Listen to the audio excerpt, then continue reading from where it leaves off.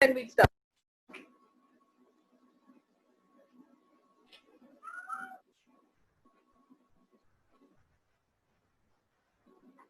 Okay, so let's start. I'll admit them later when they come in. So today we'll study incidence, prevalence, and attack rates, and as well as crude and age-adjusted rates. So there are three important types of morbidity rates, that is incidence rates, prevalence rates, and attack rates. So, and first we'll deal with incidence rate. So an incidence rate is defined as the number of new cases of a disease. Number of new cases of a disease in a population at risk. Now, what is population at risk? I had told you in the last class that population at risk comprises of those in the population who are susceptible to the disease. So an incidence rate is defined as the number of new cases of a disease in a population at risk, that is, to those in the population who are susceptible to the disease in a given time period. So let's say the number of new cases of COVID-19 in a community over a week's time, for example. Take an example of number of new cases of COVID-19 in Lucknow over the last week. So whatever new cases have come up for COVID-19 in Lucknow city or Lucknow district over the period of last week would be the number of new cases of disease in the population.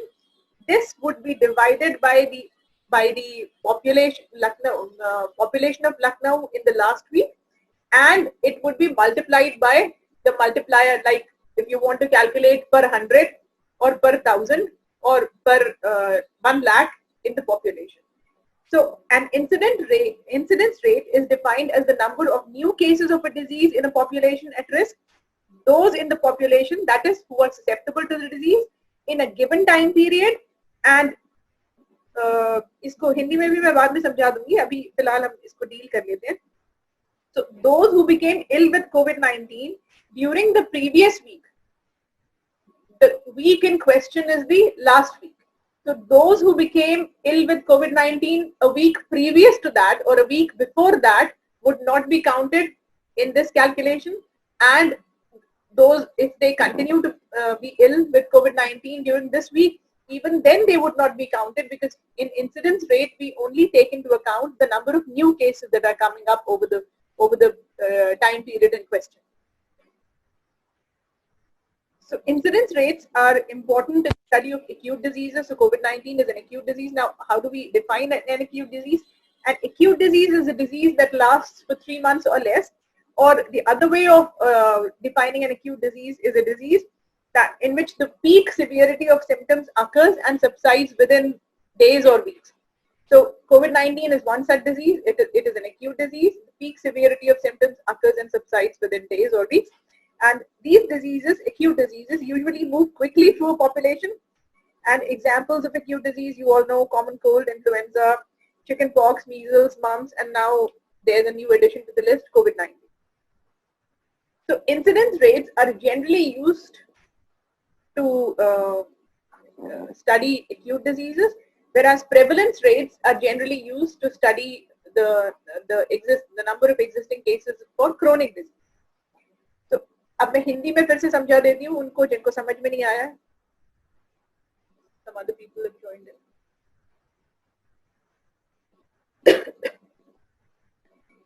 किसी भी समुदाय में किसी एक खास बीमारी के लिए नए आने वाले केसेस या नए डायग्नोज होने वाले केसेस की संख्या किसी एक पर्टिकुलर टाइम पीरियड के लिए, किसी एक समय काल के लिए, मान लीजिए लखनऊ शहर में पिछले हफ्ते कितने कोविड-19 के नए केसेस आए, उनकी संख्या आप लेंगे, उसको डिवाइड करेंगे लखनऊ शहर की पिछले हफ्ते की कुल जनसंख्या से, और जितने में आपको मल्टीप्लायर आपका होगा पर 100, पर 1000 और पर 1 लाख, डिपेंडिंग अपॉन आप कितने के लिए कैलकुलेट करना चाहते हैं. For example, if you want to calculate the incidence rate per 1 lakh population in Lucknow city, then the multiplier would be 1 lakh.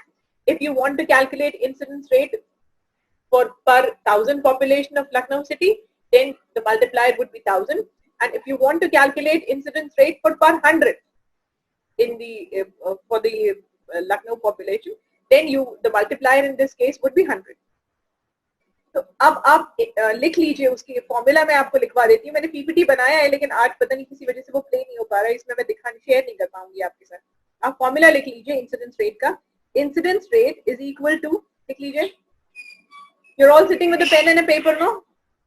Please note down. Incidence rate, somebody unmute yourself and tell me. Yes, ma'am. Okay, so note down.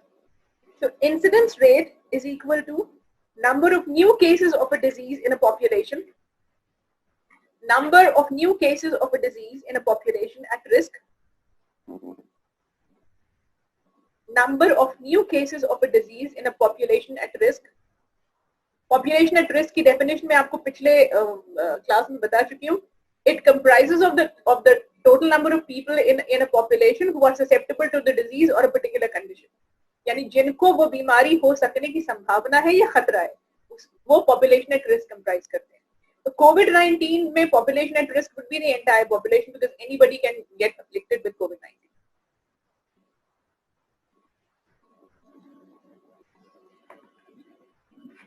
Upon, देखिए formula लिख रहे हैं ना, upon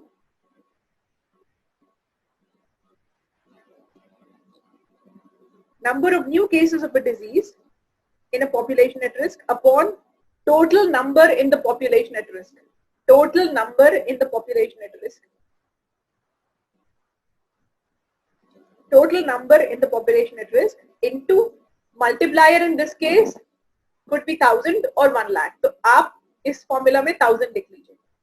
Number of new cases of disease in a population upon total number in the population at risk into 1,000. लिख लिया आपने? लिख लिया? Yes, ma'am. Acute diseases की भी definition आप साथ में लिख लीजिए.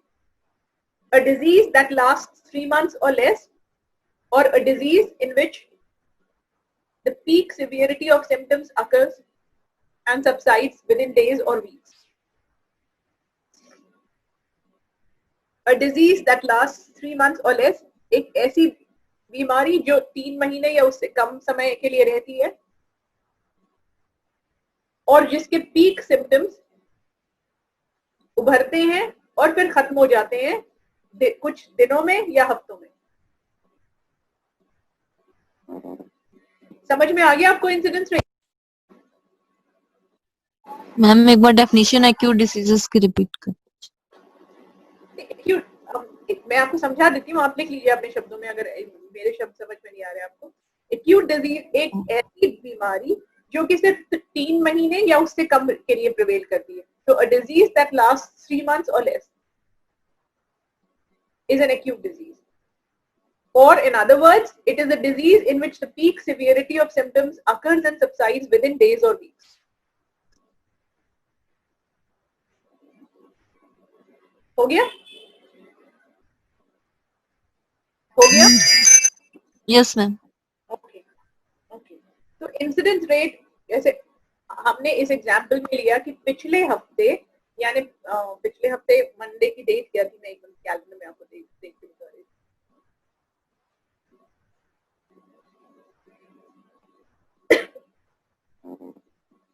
एक बार फिर से एक्सप्लेन कर देती हूँ अगर किसी को समझ में नहीं आया हो तो.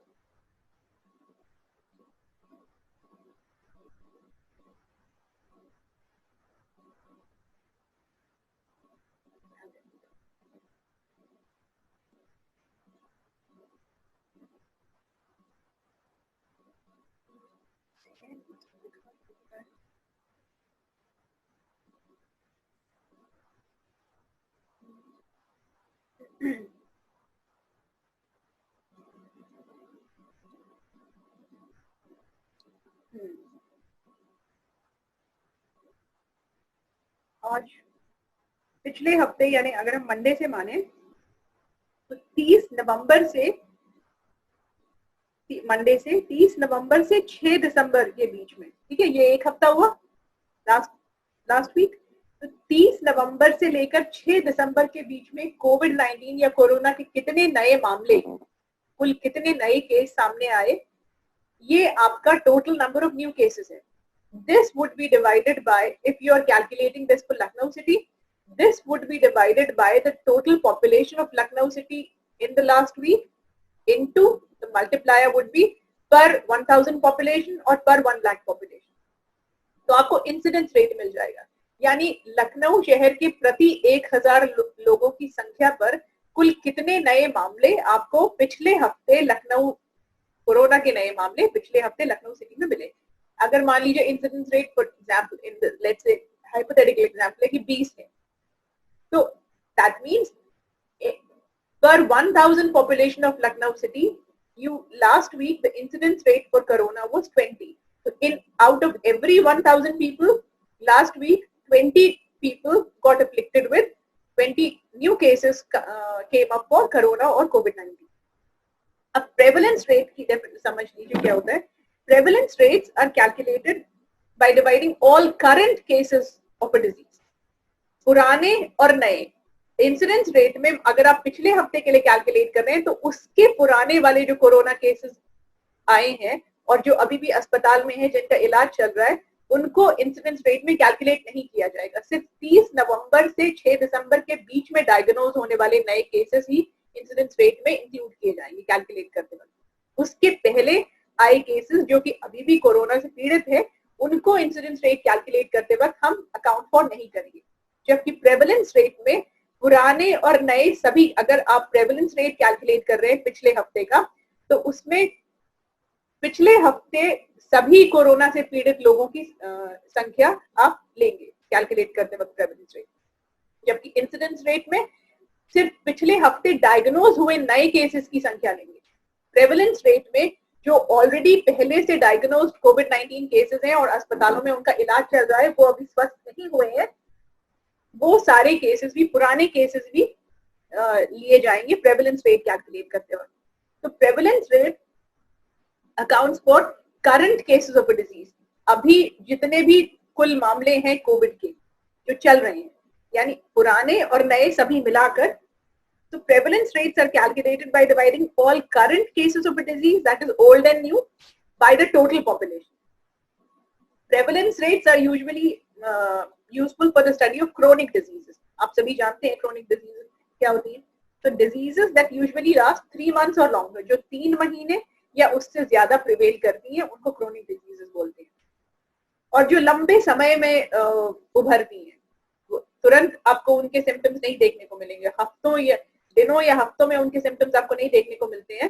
वो कई महीनों अथवा सालों के बाद उनके सिम्टम्स उभरते हैं जब आपको पता चलता है कि आप किसी क्रोनिक बीमारी से पीड़ित हैं. So in these cases for chronic diseases, it is important to know how many people are currently suffering from chronic disease. कितने लोग chronic disease से इस वक्त पीड़ित हैं. मान लीजिए आप ये कैलकुलेट करना चाहते हैं कि लखनऊ शहर में इस वक्त कितने लोग आर्थराइटिस से पीड़ित हैं, या कितने लोग हार्ट डिजीज से पीड़ित हैं, या कैंसर जिन लोगों को है उनकी क्या संख्या है, क्या रेट है लखनऊ शहर में, या डायबिटीज से कितने लोग पीड़ित हैं. तो ये एक तो हो गई कुल संख्या कि इतने लोग पीड़ित हैं. प्लस अब अगर आप रेट निकाल रहे हैं कि प्रेवलेंस रेट क्या है, लखनऊ की कुल जनसंख्या पे कितने लोग पीड़ित हैं, तो आप प्रेवलेंस रेट कैलकुलेट करेंगे. अब इस केस में ये जानना ज्यादा जरूरी होता है कि क्रोनिक डिजीजेस के केस में ये जानना ज्यादा जरूरी होता है कि कितने लोग पीड़ित हैं उस बीमारी से, इस बजाय इसके कि वो कब उस बीमारी से पीड़ित हुए. क्योंकि क्रोनिक डिजीजेस के लिए, ज्यादातर क्रोनिक डिजीजेस के लिए, इट बिकम्स ऑलमोस्ट इम्पॉसिबल और very difficult to ascertain the time of और date of the onset of the disease. Chronic, अब आप मान लीजिए किसी व्यक्ति को कैंसर डायग्नोज हुआ है, तो ये टाइम और onset of date of cancer time और date of onset of cancer किसी डॉक्टर के लिए बता पाना बहुत मुश्किल होता है. क्योंकि कैंसर एक ऐसी बीमारी है जो महीनों अथवा सालों में पनपती है और उभरती है. तो किस दिन या किस समय पे ये बीमारी की शुरुआत आपके शरीर में हुई होगी, ये कोई भी वाउच फॉर नहीं कर सकता. इसलिए ऐसे क्रोनिक डिजीजेस के केसेस में आप इंसिडेंस रेट निकालने का कोई मतलब नहीं होता है कि कैंसर हो सकता है कि किसी व्यक्ति को आज डायग्नोज हुआ हो, लेकिन इसका मतलब ये नहीं है कि वो उसके कई महीनों पहले या कई सालों पहले से कैंसर से पीड़ित नहीं था, ये कोई भी नहीं बोल सकता है, क्योंकि वो काफी समय में उभरती। जबकि एक्यूट डिजीज के केस में आप कह सकते हैं कि हाँ, ये अगर आज डायग्नोज हुआ है कोविड-19 तो कितने दिन पहले इसकी शुरुआत हुई होगी, क्योंकि उसके सिम्टम्स की सिवियरिटी की एक समय सीमा होती है। वो दिनों में उभरती है और खत्म हो जाती है, या हफ्तों में उभरती है और खत्म हो जाती है, तो आप कैलकुलेट कर सकते हैं। अब क्योंकि ऐसी डिजीजेस, क्रोनिक डिजीजेस के ट्रीटमेंट के लिए ऐसे person, people who are suffering from chronic diseases and conditions, a lot of health services and facilities are utilized for the treatment of these diseases and conditions. Therefore, prevalence rates are considered more useful than incidence rates when you're planning for public health programs, personal needs and facilities. क्योंकि chronic disease अगर आपको ज्यादा आजकल ऐसा हो गया है कि after the epidemiological transition, अभी तो developing countries में भी people who are suffering from chronic diseases have outnumbered people who are suffering from acute diseases. इस वक्त से भी different है, क्योंकि इस वक्त हम एक acute disease pandemic से गुजर रहे हैं world over. लेकिन generally chronic disease से पीड़ित लोगों की संख्या हर society में, हर country में ज्यादा होती है compared to those who are suffering from acute diseases or infectious diseases.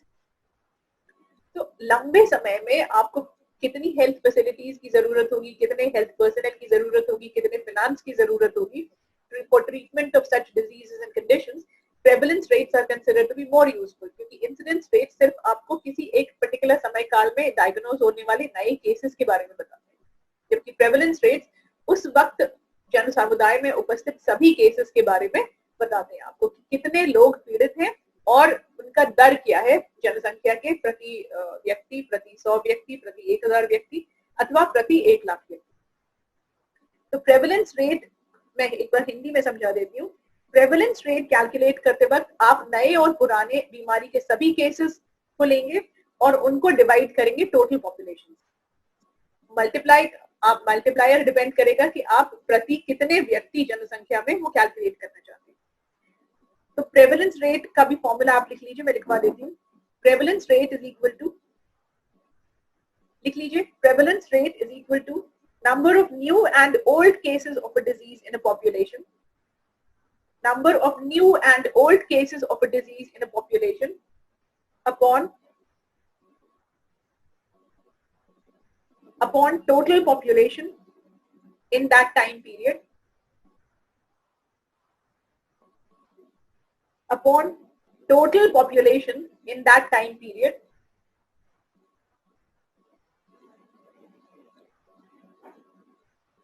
Prevalence rate में आप पॉपुलेशन एट रिस्क डिनोमिनेटर नहीं होता है, प्रेवलेंस रेट में हमेशा टोटल पॉपुलेशन डिनोमिनेटर होता है, जबकि इंसिडेंस रेट में ये याद रखिएगा डिनोमिनेटर पॉपुलेशन एट रिस्क होता है, यानी जिनको खतरा होता है, people who are susceptible to that disease और condition form the total number of those people form the denominator in incidence rate, whereas in prevalence rate the total population is taken into account while calculating prevalence rate. लिख लिया आपने formula? लिख लिया prevalence rate के लिए? Prevalence rate के लिए formula लिख लिया? यस मैम, लिख। क्रोनिक डिजीज की डेफिनेशन लिखवाने की जरूरत है आपको या आपको पता है? चलिए लिख लीजिए। A disease or health condition that lasts 3 months or longer. Chronic disease की डेफिनेशन लिख लीजिए। A disease or health condition that lasts 3 months or longer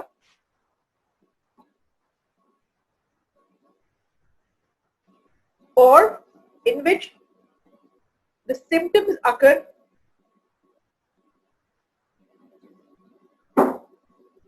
after a much longer time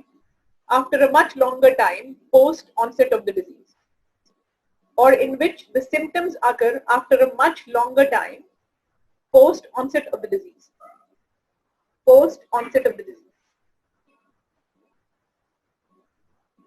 यानी बीमारी की शुरुआत के बहुत समय के बाद सिम्टम्स उभरना शुरू होते हैं, ऐसी डिजीज को क्रोनिक डिजीज बोलते हैं, जिसमें धीरे धीरे वो बीमारी शरीर में उभरती, फैलती और उभरती। तो आपको इंसिडेंस रेट और प्रेवलेंस रेट समझ में आ गया? समझ में आ गया? Yes ma'am. ओके, मैं एक बार फिर से समझा देती हूँ। इंसिडेंस रेट का मतलब होता है कुल नए New केस, cases. एक समय काल में आने वाले कुल नए case divided by the population at risk, ऐसे लोग, जनसंख्या में ऐसे लोगों की संख्या जिनको उस बीमारी या कंडीशन से खतरा है। कुल नए केस, मान लीजिए पिछले एक महीने में कोविड-19 कि कितने नए केस आए, divided by the total population in that month. Multiplier would be depending upon what number of population you want to calculate the rate for. Suppose if you want to calculate the incidence rate per 1,000 population, then the multiplier would be into 1,000, and if you want to calculate it for per 1 lakh population, then the multiplier would be 1 lakh. Prevalence rate में कुल केसों की संख्या, नए केसों की संख्या नहीं लेते हैं, कुल केसों की संख्या, यानी इस समय काल में कुल कोरोना से पीड़ित लोगों की संख्या कितनी है. अब क्योंकि कोविड-19 बहुत लंबे समय तक रहने वाली बीमारी नहीं है, इसलिए इसमें एक महीना बहुत लंबा समय हो जाता है. एक महीने में तो लोग स्वस्थ होके या तो घर चले जाते हैं, या अगर स्वस्थ नहीं हो पाते हैं तो दुर्भाग्यवश उनकी मृत्यु हो जाती है. तो जब आप प्रेवलेंस रेट कैलकुलेट करेंगे कोविड-19 के लिए, तो कुल केसों की संख्या जो पिछले एक महीने में आई है वो अकाउंट फॉर करेंगे, नए पुराने नहीं, जो पहले के महीने से भी यहाँ पर कैरी फॉरवर्ड हुए जो मरीज, जैसे मान लीजिए आप दिसंबर के लिए अगर कैलकुलेट कर रहे हैं प्रेवलेंस रेट फॉर कोविड-19, तो नवंबर में भी कुछ लोग बीमार पड़े होंगे जो कि दिसंबर में पहली दिसंबर, दूसरी दिसंबर, तीसरी दिसंबर में भी वो बीमार होंगे, उनकी बीमारी डायग्नोज हुई होगी या उनको कोविड-19 से एक्सपोज हुए होंगे वो नवंबर में, लेकिन दिसंबर के शुरुआती हफ्ते में या पहले फोर्टनाइट में वो बीमार रहे होंगे कोविड-19 से. तो ऐसे लोगों को भी प्रेवलेंस रेट कैलकुलेट करते वक्त हम गिनेंगे, ऐसे केसेस को भी. जबकि इंसिडेंस रेट कैलकुलेट करते वक्त वो लोग जो नवंबर में बीमार पड़े कोविड-19 से, भले वो दिसंबर में बीमार हो, लेकिन उनको, उन केसेस को हम नहीं लेंगे, अकाउंट फॉर नहीं करेंगे इंसिडेंस रेट कैलकुलेट करते वक्त. इंसिडेंस रेट कैलकुलेट करते वक्त सिर्फ नए केसेस अकाउंट फॉर किए जाते हैं. प्रेवलेंस रेट कैलकुलेट करते वक्त उस बीमारी के नए पुराने सभी करंट केसेस अकाउंट फॉर किए जाते हैं. ये अंतर आपको समझ में आ गया? इंसिडेंस रेट और प्रेवलेंस रेट में दूसरा अंतर ये होता है कि इंसिडेंस रेट कैलकुलेट करते वक्त डिनोमिनेटर में पॉपुलेशन एट रिस्क लिया जाता है, टोटल पॉपुलेशन नहीं, जबकि प्रेवलेंस रेट कैलकुलेट करते वक्त डिनोमिनेटर में टोटल पॉपुलेशन ली जाती है, कुल जनसंख्या ली जाती है. अब हम आ जाते हैं अटैक रेट पर. Attack rate is a special incidence rate which is calculated for a particular population for a single disease outbreak and it is expressed as a percentage. तो attack rate या आक्रमण दर एक विशेष तरीके का इंसिडेंस रेट है जो कि किसी एक पर्टिकुलर खास पॉपुलेशन के लिए, किसी एक सिंगल डिजीज आउटब्रेक के लिए कैलकुलेट किया जाता है और उसको परसेंटेज में एक्सप्रेस किया जाता है. जैसे फॉर एग्जांपल मान लीजिए आपकी ये कोविड-19 जब शुरुआत हुई होगी, इसकी कोविड-19 का नाम भी नहीं दिया था WHO ने, तो चाइना से ये बीमारी फैली. तो चाइना में जब पहला आउटब्रेक हुआ हुनान प्रोविंस के वुहान शहर से, तो वहां पर ऐसा माना जाता है कि वहां पर जहाँ जो फिश मार्केट थी वहां से ये बीमारी फैली, वहां से आउटब्रेक हुआ. तो उस जगह पर उसका अगर एपिडेमियोलॉजिस्ट एनालिसिस करे, जो कि उन्होंने किया भी था, उसको डिस्क्रिप्टिव एपिडेमियोलॉजी बोलते हैं, तो उसकी जब शुरुआती एनालिसिस हो रही थी उस सिंगल डिजीज आउटब्रेक के लिए, जब 25 से 50 लोग वहां पर मिले थे जिनके न्यूमोनिया लाइक सिम्टम्स थे और अननोन डिजीज थी, न्यूमोनिया लाइक सिम्टम्स थे लेकिन डिजीज अननोन कॉज की, उसको जब एपिडेमियोलॉजिस्ट एनालाइज कर रहे होंगे, अब तो वो पुरानी बात हो गई, तो उस इंसिडेंस को जब एपिडेमियोलॉजिस्ट एनालाइज करेंगे तो वो अटैक रेट कहलाएगी, क्योंकि वो एक सिंगल डिजीज आउटब्रेक के लिए एक पर्टिकुलर पॉपुलेशन के लिए, वुहान सिटी में रहने वाले लोगों के लिए उन्होंने एनालाइज किया होगा, या उस इलाके में वुहान सिटी में जहां पर वो फिश मार्केट के आसपास वो बीमारी का आउटब्रेक हुआ था, उसके लिए जब वो एनालाइज कर रहे थे तो उस इलाके में रहने वाले लोगों के लिए वो पॉपुलेशन एट रिस्क बनी होगी. पॉपुलेशन एट रिस्क वो थी कुल नए केसेस, यानी 25 से 50 ऐसे लोग जो pneumonia like symptoms of a disease of unknown cause of N underlying disease of unknown cause दिखा रहे थे, उन केसेस की संख्या और इनटू हो जाएगा मल्टीप्लायर अपॉन जितने पर भी आप कैलकुलेट करना चाहते हैं पर 1000 पॉपुलेशन और पर 1 लाख पॉपुलेशन, उसको आप एक्सप्रेस करेंगे परसेंटेज में, यानी प्रति परसेंटेज में एक्सप्रेस करते वक्त इनटू 1000 नहीं करेंगे, इनटू 1 लाख नहीं करेंगे, उस केस में परसेंटेज में जब आप एक्सप्रेस कर रहे हैं तो इनटू 100 ही होगा, यानी पर 100 people, per 100 person, how many people are falling prey to this unknown disease of unknown cause, जब ये शुरुआत आउटब्रेक हुई होगी। इसको दूसरे तरीके से समझा देती हूँ कि मान लीजिए आप चाइना के हुनान प्रोविंस के वुहान शहर में रहते हैं और आपको आज पता चला कि मेरे शहर में 25 से 50 ऐसे लोग हॉस्पिटल पहुंचे हैं people who are showing pneumonia like symptoms, but they are not suffering from pneumonia because the causative organism in this case is not that the one that causes pneumonia. Hence, it is a new disease which the doctors are not able to diagnose yet, and a disease of unknown cause. So, however, it shows symptoms like that of pneumonia. अब ऐसे कुल cases की संख्या है 25 से 50, मान लीजिए हमने एक संख्या पकड़ ली 25 से 50, ये तो न्यूज में आया था, कुल जितनी भी केसेस हुए होंगे मान लीजिए 27 केसेस आए, तो 27 divided by the particular population exposed or the population at risk, उस एरिया में रहने वाले लोगों की कुल संख्या या कुल जनसंख्या into 100, तो ये अटैक रेट हो जाएगा फॉर दैट पॉपुलेशन, क्योंकि एक सिंगल डिजीज आउटब्रेक है, इसका कारण नहीं पता है क्यों हुआ है, तो एपिडेमियोलॉजिस्ट जब इसको एनालाइज कर रहे होंगे, उन्होंने किया ही होगा तभी पता चला ना कोविड-19 के बारे में, तो उस एनालिसिस को आप इंसिडेंस रेट नहीं बोलेंगे, प्रेवलेंस रेट नहीं बोलेंगे, उसको आप अटैक रेट बोलेंगे, क्योंकि ये एक खास जनसंख्या के लिए एक खास सिंगल डिजीज आउटब्रेक के लिए इसको एनालाइज किया जा रहा है और उसको परसेंटेज में एक्सप्रेस किया जाएगा। एक दूसरा एग्जांपल लेके आपको समझा देती हूँ। मान लीजिए बहुत सारे लोग जिन्होंने एक ही एयरलाइन फ्लाइट ली, पकड़ी, और उन्होंने एक ही तरीके की बीमारी के सिम्टम्स अब वो दिखा रहे हैं। कुछ लोग एक ही एयरलाइन फ्लाइट में ट्रैवल किया उन्होंने, और आज वो 5 दिन के बाद या 10 दिन के बाद एक ही तरीके की बीमारी की सिम्टम्स दिखा रहे हैं। ये पता नहीं है कि वो बीमारी कौन सी है, हालांकि सिम्टम्स सबके एक जैसे। अब एपिडेमियोलॉजिस्ट ये सस्पेक्ट करेंगे कि वो हो सकता है ये कॉज बीमारी का उस पर्टिकुलर फ्लाइट के साथ ही एसोसिएटेड हो, क्योंकि सभी लोग जो अस्पताल पहुंचे हैं और वो इस तरीके के सिम्टम्स दिखा रहे हैं, वो सभी लोग उसी एयरलाइन फ्लाइट से ट्रैवल करके आए।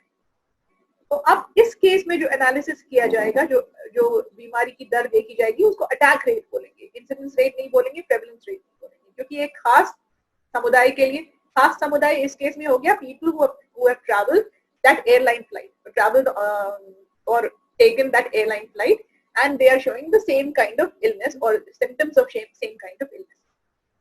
तो जितने भी लोग, मान लीजिए उस एयरलाइन फ्लाइट से 100 लोगों ने ट्रैवल किया, तो उन 100 लोगों में से 23 लोग एक खास तरीके के सिम्टम्स दिखा रहे हैं, और वो सभी लोग जो इस तरीके के सिम्टम्स दिखा रहे हैं उन्होंने उस एयरलाइन फ्लाइट से ट्रैवल किया है। तो ऑब्वियसली सस्पेक्शन ये जाता है एपिडेमियोलॉजिस्ट का कि ये जो बीमारी है उसका कॉज या सोर्स उसी एयरलाइन फ्लाइट के साथ एसोसिएटेड है।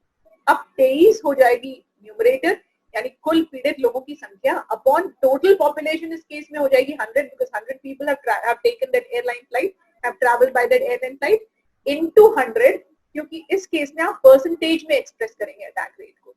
अब इस केस में क्योंकि डिनोमिनेटर भी बाय चांस 100 है और मल्टीप्लायर भी 100 है, तो 100 कट जाएगा और 23 आपको मिल जाएगा। तो 23% of people who boarded that flight, who traveled using that airplane flight, are suffering from a particular kind of illness. So 23% is the attack rate in this case. So an attack rate, it could be calculated in this case for the passengers on that flight to express the percentage who became ill. अब इस attack rate को आप various सब populations के लिए भी जब आप एनालाइज करते हैं तो आप कैलकुलेट कर सकते हैं। इस केस में संख्या बहुत छोटी है क्योंकि 100 है कुल ट्रैवलर्स की संख्या, लेकिन ये संख्या बड़ी भी हो सकती है, 1000 भी हो सकती है, 5000 हो सकती है, 5 लाख भी हो सकती है। अब एपिडेमियोलॉजिस्ट जब एनालाइज करेंगे और स्टडी डिजाइन करेंगे तो वो वेरियस सब पॉपुलेशंस के लिए भी एनालाइज कर सकते हैं। जैसे वो क्या किसी प्लेन में उस प्लेन फ्लाइट में ट्रैवल करने वाले जिन लोगों को ये बीमारी हुई वो किसी खास लोकेशन पे बैठे थे? क्या वो रियर एंड पे बैठे थे? क्या वो फ्रंट एंड में बैठे थे एयरप्लेन फ्लाइट के? या उन्होंने विंडो सीट ली थी? या उन्होंने एल सीट ली थी? ये सारे एनालिसिस आप सब पॉपुलेशन में कर सकते हैं. इस एग्जाम्पल के लिए आपको ये बता रही हूँ.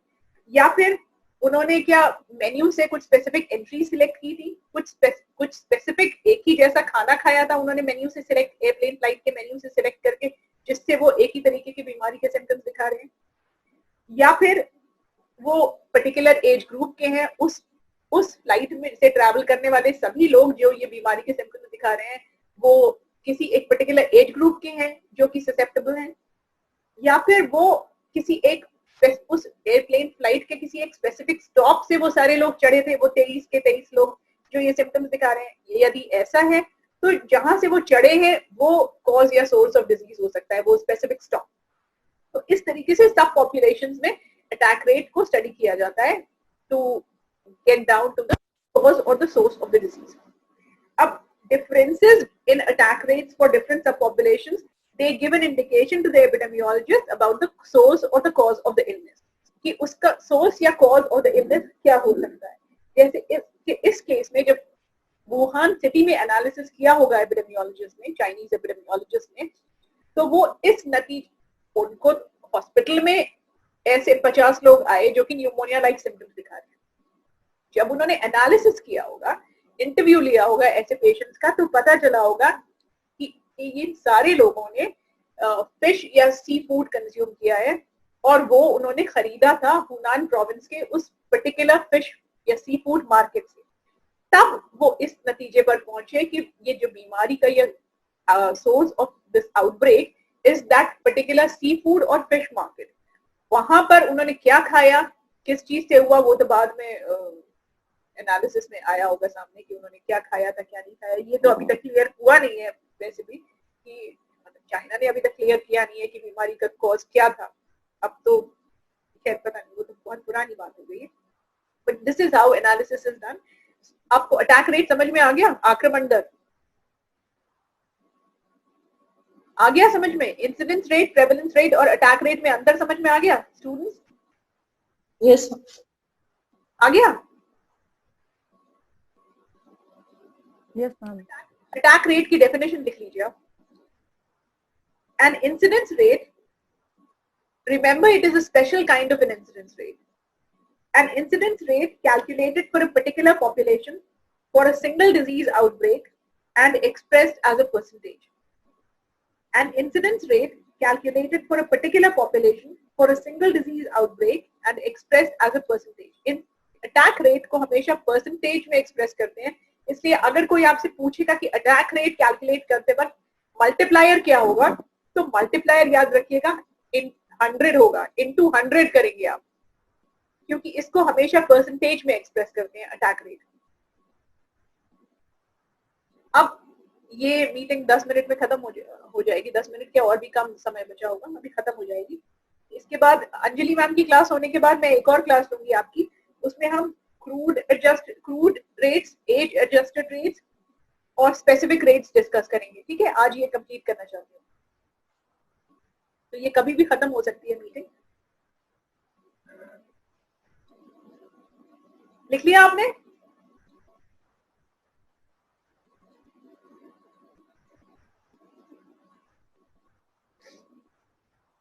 मैम एक बार रिपीट कर दीजिए इसको. ओके. लास्ट जो बोला. Rate, yes ma'am, attack rate का. attack rate is an incidence rate calculated for a particular population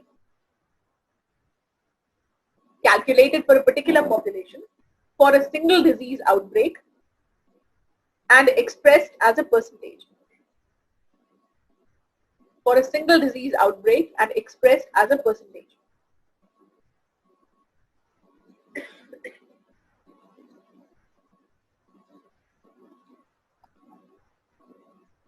चलिए, तो अभी थोड़ा सा टाइम बचता, नहीं कितने में खत्म हो जाएगी. मैं थोड़ा सा इनिशिएट कर देती हूँ. Crude rates. Mortality and morbidity rates can be of two types. They can be expressed in two forms: crude and specific. So crude rates are those rates in which the denominator includes the total population, जिसमें आप कुल जनसंख्या को account for करते हैं, जिसमें आपका denominator जिससे आप डिवाइड करते हैं वो कुल जनसंख्या होती है, जबकि स्पेसिफिक रेट्स में डिपेंड करता है कि वो किस तरीके का रेट है. जैसे इंसिडेंस रेट में आपने पॉपुलेशन एट रिस्क लिया था, टोटल पॉपुलेशन नहीं ली थी. So incidence rate is not a crude rate. Prevalence rate is a crude rate क्योंकि उसमें टोटल डिनोमिनेटर में टोटल पॉपुलेशन. जैसे इस मोर्टेलिटी रेट्स जब आप कैलकुलेट करते हैं या नेटेलिटी रेट्स कैलकुलेट करते हैं, crude birth rate, crude death rate, तो ये डेथ रेट जब आप कैलकुलेट कर रहे हैं या बर्थ रेट जब आप कैलकुलेट कर रहे हैं तो ये क्रूड रेट्स होते हैं क्योंकि इसमें आप टोटल पॉपुलेशन को अकाउंट फॉर करते हैं. So crude rates are those in which the denominator includes the total population. And the most important of these crude rates are the crude birth rate and the crude death rate. अब crude birth rate क्या होता है ये मैं आपको बता चुकी हूँ. Number of live births in a given year, कुल जीवित शिशुओं की संख्या upon या divided by the mid-year total population. तो total population क्योंकि घटता बढ़ता रहता है, मतलब पूरे साल एक ही पॉपुलेशन नहीं रही होगी ना भारत की. हम बोलने के लिए बोलते हैं कि 1.3 बिलियन है, आज की तारीख में 1.38 बिलियन हो गई है भारत की जनसंख्या, लेकिन ये 1.38 बिलियन उसके बहुत, हम तो राउंड ऑफ बोलते हैं 1.38 बिलियन. हर क्षण एक बच्चा पैदा हो रहा है भारत में, एक क्या एक से ज्यादा बच्चे पैदा हो रहे हैं भारत में. तो पॉपुलेशन क्योंकि स्टैटिक नहीं है, चेंज होती रहती है, घटती रहती है, बढ़ती रहती है. जैसे लोग हर क्षण पैदा हो रहे हैं वैसे ही हर क्षण लोग मर रहे हैं. तो पॉपुलेशन एक स्टैटिक संख्या नहीं है, ये चेंज हो रही है हर क्षण, हर मोमेंट. इसलिए जब आप टोटल पॉपुलेशन लेते हैं, मान लीजिए पिछले साल के लिए आप कोई गणना कर रहे हैं और उसमें टोटल पॉपुलेशन ले रहे हैं, तो टोटल पॉपुलेशन किस वक्त की लेंगे, किस क्षण की लेंगे, तो इसलिए मिड ईयर पॉपुलेशन ली जाती है. Population age on 1st of July, if you are calculating a rate for 2019, then you would take mid-year population as on 1st of July 2019.